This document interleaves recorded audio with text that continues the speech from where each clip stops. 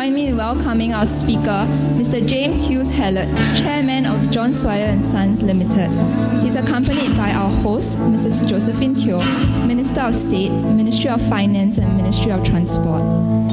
Trains and boats and planes are passing by. They mean a trip to Paris or Rome for someone else, but not for me. The trains and the boats and planes took you away, away from me. We were so in love and high above. We had a star to wish upon wish, and dreams come true, but not for me. The trains and the boats and planes took you away. Mrs. Josephine Teo, Minister of State for Ministry of Finance and Ministry of Transport. Mr. James Hughes Hallett, Chairman of John Swire and Sons Limited. Mr. Pang King Kiong, Permanent Secretary, Ministry of Transport. Mr. Lucian Wong, Chairman, Maritime and Port Authority of Singapore.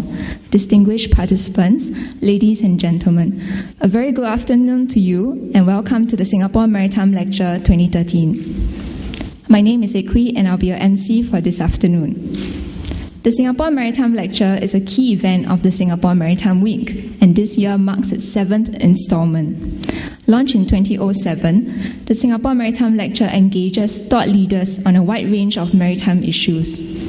Without further ado, I'd like to invite this session's moderator, Datuk Jude Benny, on stage to deliver his introductory remarks. Datuk, please.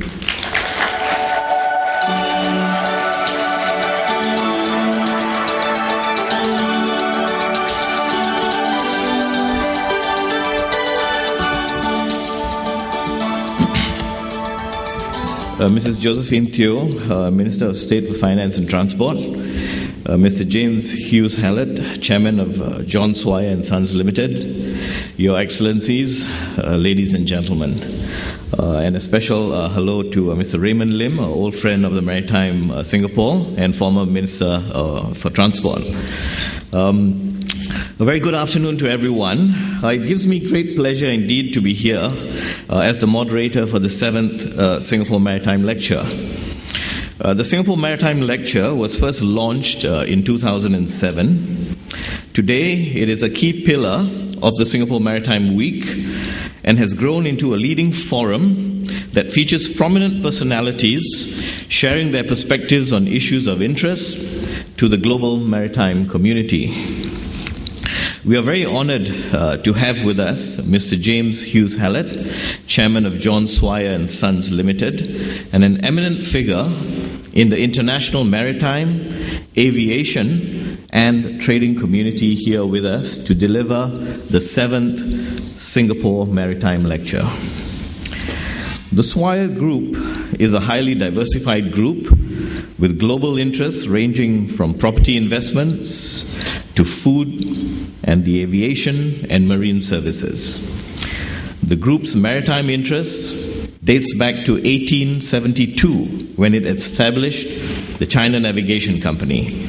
Now its deep sea shipping arm headquartered right here in Singapore. Other Swire businesses based in Singapore include Swire Pacific Offshore, its first dedicated marine training center in Asia, the Swire Marine Training Center, and Swire Oilfield Services. Now, the Swire Group is also a major investor in airlines such as Cathay Pacific Airways and Hong Kong Dragon Airlines. For some of you who might not be aware, the Swire Group's food business also extends to soft drink production and distribution. The Swire Group has been a strategic partner of the Coca-Cola Company since the mid-1960s. 4 years into the current down cycle, 2012 remains challenging for many in the shipping industry, as it continued to be faced with an oversupply of tonnage, depressed asset prices, and limited access to finance. Since 2008, the world fleet is said to have expanded by 36%, while world trade volumes have grown by 9%. 2012 also saw increased interest in green shipping as global efforts to reduce shipping's environmental footprint grew. Now, many in the audience here may be wondering how 2013 will pan out. On this note, it is timely and relevant to have the chairman of John Swire and Sons Limited, Mr. James Hughes Hallett, share with us his thoughts on the global outlook in the shipping industry from the perspective of modern lessons that can be learned from the evolution of both the shipping and aviation industries, in which the Swire Group has been deeply involved. Now, Mr. Hughes Hallett graduated from Oxford University with a degree in English literature. He is a fellow of the Society of Chartered Accountants in England and Wales, and an honorary fellow of both the University of Hong Kong and of Merton College, Oxford. Mr. Hughes Hallett was appointed chairman of John Swire and Sons Limited in 2005. He is also the chairman of United States Cold Storage, Inc., and a director of Cathay Pacific Airways Limited, Swire Pacific Limited, James Finlay Limited, and HSBC Holdings Limited. Under the Swire Group, Mr. Hughes Hallett held management positions in Japan, Taiwan, Australia, London, and Hong Kong. During his time in Hong Kong, Mr. Hughes Hallett was the chairman of the Hong Kong Shipowners Association and a trustee of the Hong Kong Maritime Museum. He was awarded the Silver Bohemia Star in 2003 for services to the Hong Kong logistics industry and was made a companion of the Order of St. Michael and St. George in the 2012 Queen's Birthday Honours. Now, despite his involvement in a myriad of interests and a very busy schedule, Mr. Hughes Hallett, a 7-year yoga devotee, still finds time to stretch for 30 minutes before he starts each day, which is approximately 30 minutes more than I devote to exercise every day. Now, ladies and gentlemen, before I hand over the rostrum to our distinguished speaker, for the first time, the Maritime Lecture title needs to be explained.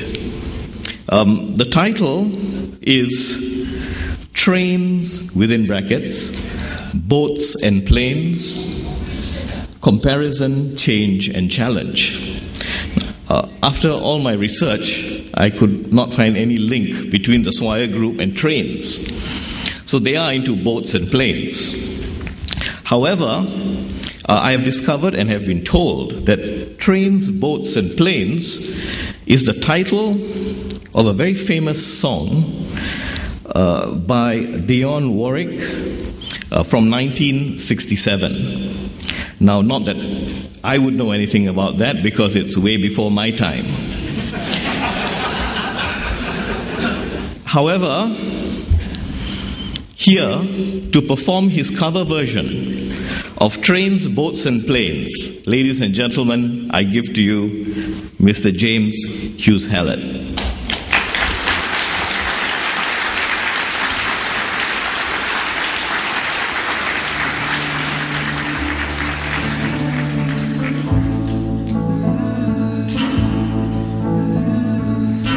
I'm not going to sing, I promise. Minister of State, ladies and gentlemen, it's a great honour to be here and to speak to a maritime audience of, I must say, such a size and also such distinction. And indeed, excuse me, I'm just going to move this. And indeed, to be the seventh deliverer of this annual address. The first of these, of course, was Minister Mentor Lee Kuan Yew himself, a lifetime hero of mine, and I'm sure almost everybody here. and one of the few heads of state of the second half of the last century whose achievements have stood the test of time, and one of the very few whose lives straddled the last millennium. Except in this week of all weeks, I must also mention Mrs. Margaret Thatcher, and Mr. Lee Kuan Yew made a wonderful tribute to her 2 days ago, the day I arrived. Jude has given you an explanation of the title, but I think I may owe you an apology for this. I assumed that all people in shipping were born around about 1949 and therefore would know trains and boats and planes, but I understand that almost none of you do. Even my daughters had no knowledge of her great hymn to love and logistics. But I hope there's a baby boomer or two left in the audience. Working for the Swire Group does, amongst other good things, I hope give us a rather unique perspective on some competing logistics modes. And over the next 30 minutes, you have been warned, I plan to talk about marine and air transportation and make that the central thesis of my words today.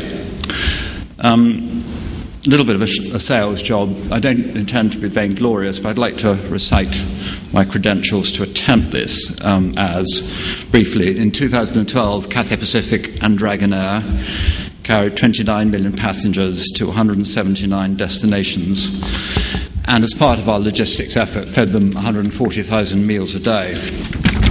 We're the sixth largest movement of air freight in the world after DHL, FedEx, UPS, Korean, and Emirates. And in fact, if we exclude the domestic cargoes of those three integrators, we're actually the largest world carrier of international air freight. We lifted 1.6 million tons of cargo by air last year. The China Navigation Company operates from its offices here in Singapore a fleet of 35 liner and bulk vessels. And after a very long period of abstention, we now have 12 handy-sized liners and 12 handy-sized bulkers and 11 multi-purpose liners on order, all of which will fly the Singapore flag. Swire Pacific Offshore, also managed from Singapore, owns a modern fleet of 80 supply boats, the great majority under Singapore flag, with a further 23 on order.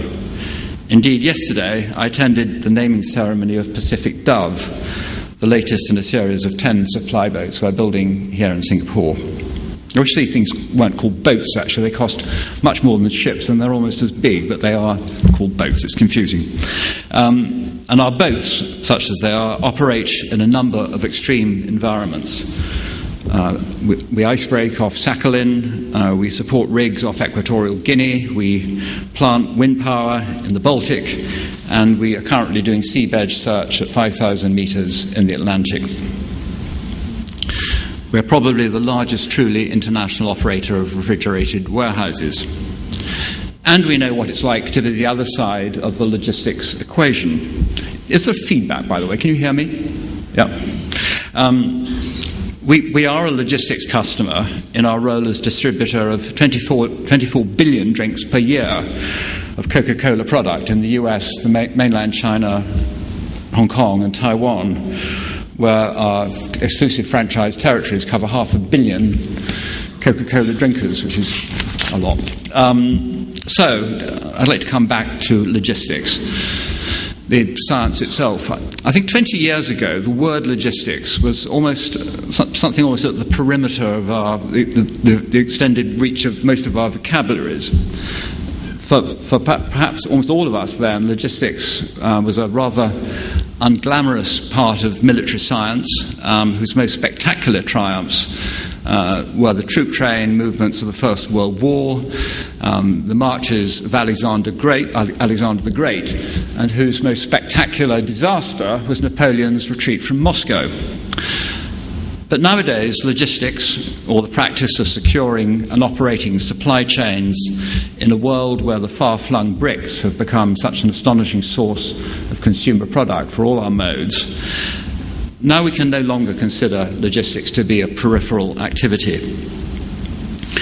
Drawing on 37 years of working for a conglomerate whose traditional strengths are in the logistics sector, For the remainder of my speech, I'll try and draw together some personal reflections on our industry.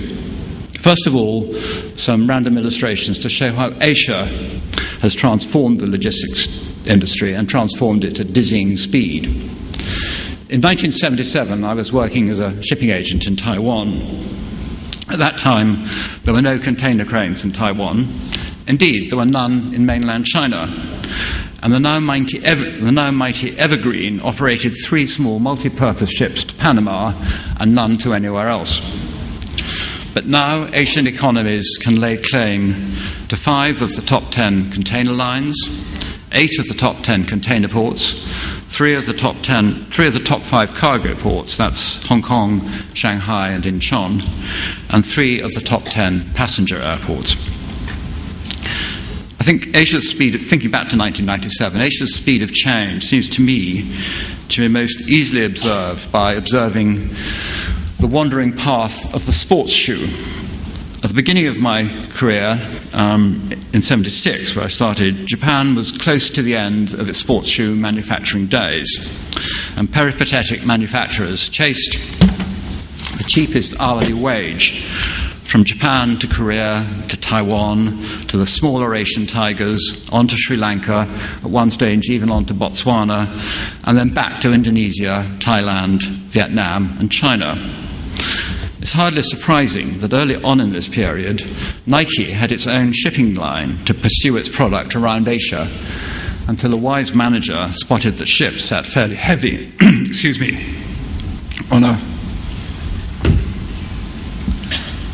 on a sports shoe company's balance sheet. Garments, toys, and perhaps most of all, computer and consumer electronic goods have followed similar journeys in the subsequent decades. Looking at the Asian constellation economies, I still believe the now presumably wholly uncontroversial assertion that the 21st century will be the century of Asia, and most particularly that of China, which is surely close to resuming the status it has held for 18 of the last 20 centuries, viz. That of the largest economy in the world. Back now to some reflection on the boats and planes of my title. I'll try and highlight some of the facets of both the marine and aviation industries that seem the same and some that to me seem very different. Thus, capital, sore point for almost every industry at the moment. Both are extremely capital intensive. Despite this, neither constitutes a banker's dream. In the case of shipping, because of the extreme volatility of the underlying asset value, and in the case of aviation, because of apparently secular low returns. Exim Finance and the tax attractions to lessors of the sale and leaseback model can ameliorate the problem for airlines, as does an extremely liquid charter market for ship operators rather than owners. And this at least is fortunate, as right now German bankers are horribly conscious of their US dollar 130 billion exposure to our maritime industry, double the sovereign debt, as you all know, that they hold of Greece, Ireland, Portugal and of Spain. Industry asset values, and there's a key difference here, I think, between shipping and aviation. Ship owners can make money twice.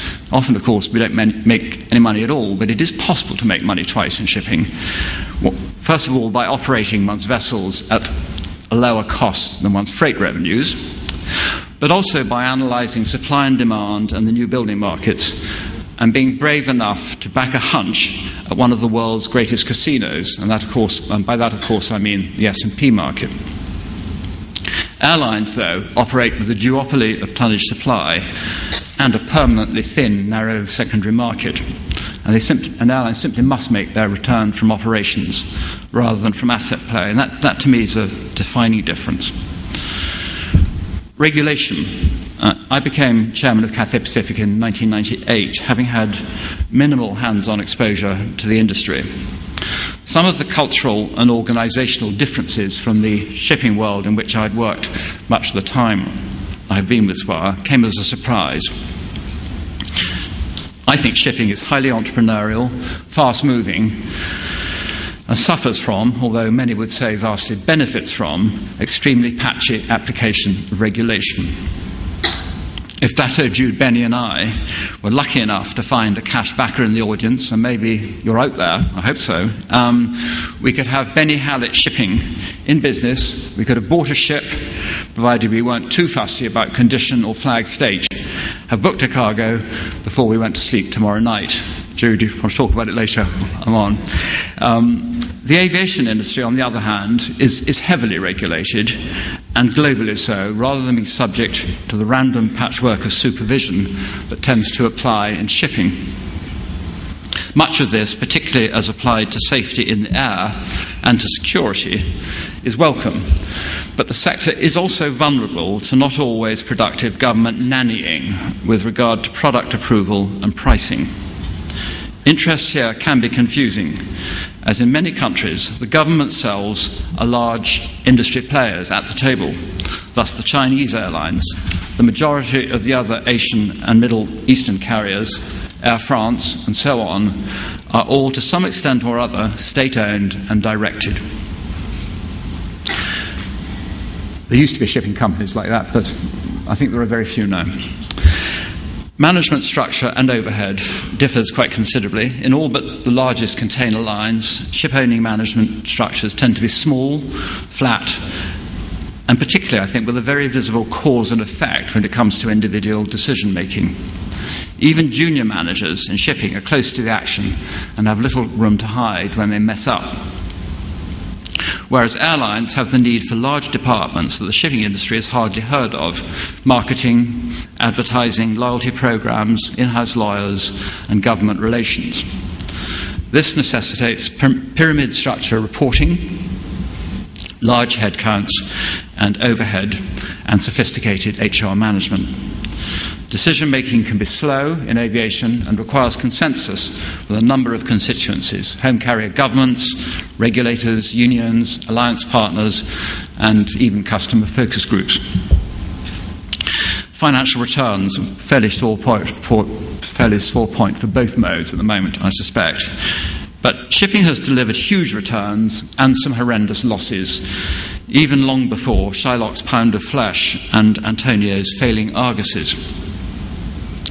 In recent times, the 1970s oil shock time and the 1980s saw some grim years, but arguably the largest bull market in shipping history started in the 90s and only ended, along with almost everything else, in 2008.